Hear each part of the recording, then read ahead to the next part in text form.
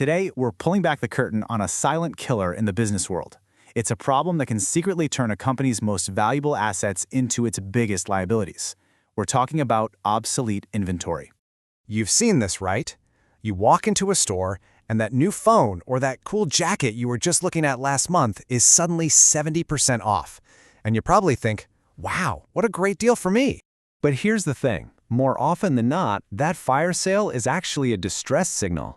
It's a company scrambling to get rid of a product that's become a lead weight on its books, a symptom of a much deeper issue that's turning their assets into anchors. And this is the heart of the problem: obsolete inventory. We're talking about stock that has essentially lost its value. Maybe a new model came out, a fashion trend just evaporated, or it simply sat on the shelf for way too long. For the company, this isn't just stuff they haven't sold. It's invested capital that's basically vanishing into thin air. So here's our game plan for today. We'll start by looking at why inventory is like a ticking clock. Then we'll decode the accounting rules that govern it, look at the actual tools accountants use, and explore the fascinating clash between a company and the IRS. We'll even look at how to turn a write-off into a win. And finally, we'll show you how to use all this as the ultimate business exercise. Okay, so first things first. We have to understand the fundamental risk here. On a balance sheet, inventory is listed as a current asset right alongside cash. But unlike cash, its value is absolutely not guaranteed. It's an asset with a ticking clock. And this decay, this slide from valuable to worthless, it doesn't happen overnight. It's actually a pretty predictable process. It starts out as active inventory, everything's selling just fine. Then sales begin to lag. It becomes slow-moving. Pretty soon, you've got way more of it than anyone wants. That's excess. And the final stop? Obsolescence, or as it's bluntly called, dead stock. At that point, its value on the balance sheet is basically pure fantasy. So, how do we make sure a company's financial reports actually reflect this harsh reality? Well, that's where the big accounting frameworks come into play.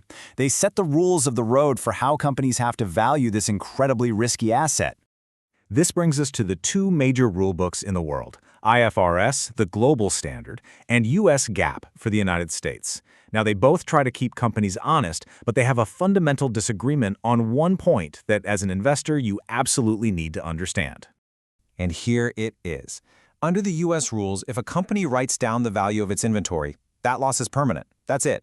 A new, lower-cost basis is set, and it can never go back up. It's all about being conservative. But under IFRS, the international standard, if the market for that product somehow recovers, the company is actually required to write the value back up. So one system locks in the loss forever. The other allows for a comeback. Okay, so we've got these high-level rules. But how does an accountant actually take this and apply it on, say, a random Tuesday afternoon? Well, they have a pretty specific toolkit for figuring out this risk. The most common method by far is the inventory aging schedule. And it's brilliant because it's so simple. Accountants just sort all the inventory by how long it's been sitting in the warehouse. The older the stock gets, the higher the percentage of its value they have to set aside in a reserve to cover the potential loss. And stock that's been there for over a year? Yeah, that's almost always considered a total loss. They then take that schedule and plug it into this simple but incredibly powerful formula. For each of those aging buckets, they just multiply the value of the inventory by its reserve percentage. Add it all up, and boom. That's their total inventory reserve. Think of it as a financial cushion, a shock absorber that's built to take the hit they know is probably coming. But here's where things get really fascinating.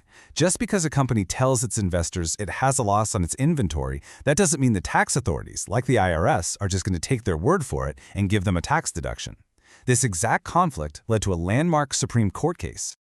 So back in the 70s, a company called Thor Power Tool had a whole bunch of spare parts they didn't think they could sell. So for their financial books, they wrote the value down to practically nothing. Then they turned around to the IRS and said, hey, we've got this huge loss, so we'd like a huge tax deduction, please. The only problem? They kept all those parts on the shelf, still trying to sell them at the original high price. Well, this case went all the way to the Supreme Court, and they basically drew a very hard line in the sand. They said, look, the whole point of financial accounting is to protect investors, which means it should be conservative. The whole point of the tax system is to collect revenue accurately. They are not the same, and you can't have it both ways. The real-world result of that ruling is simple. If you want to claim a tax deduction for obsolete inventory, you have to prove the loss is real. That means you either have to physically destroy the goods or you have to actually offer them for sale at that new lower price. A paper loss just isn't going to cut it with the taxman. So this leads us to a really important strategic question. If destroying perfectly good products is one way to get a tax benefit, are there maybe smarter, better ways for companies to recover some kind of value from all this dead stock? And the stakes here are just massive. I mean, look at what happened when Target tried to expand into Canada. Their entire inventory system failed catastrophically. You had empty shelves in the stores while warehouses were overflowing with the wrong stuff. The result? A jaw-dropping $2 billion loss, and they had to shut down their entire Canadian operation. When you see a number like that, $2 billion, you realize that just scrapping all that inventory feels like an absolute failure. So, if getting a simple tax break for a write-down is off the table, what other options are there? Well, there's this really powerful and often overlooked alternative that's hidden right in the U.S. tax code. Section 170E3 creates a special enhanced deduction for C corporations that donate their excess inventory to specific kinds of charities. This lets them turn a potential write-off into a social good, while also getting a tax benefit that can actually be better than if they had just scrapped the items. It's a real win-win. All right, let's bring this all home. Let's look at how you can take everything we've talked about and use it as an investor or an analyst or even just a curious observer to see what a company's inventory is really telling you about its health. A really common metric people use is the current ratio, but it can be incredibly misleading because it lumps inventory in with all the other current assets. A company could look perfectly healthy on paper but be sitting on a mountain of worthless junk. The quick ratio is the antidote. It forces you to recalculate the ratio after taking inventory out of the equation. It gives you a much tougher and much more realistic picture.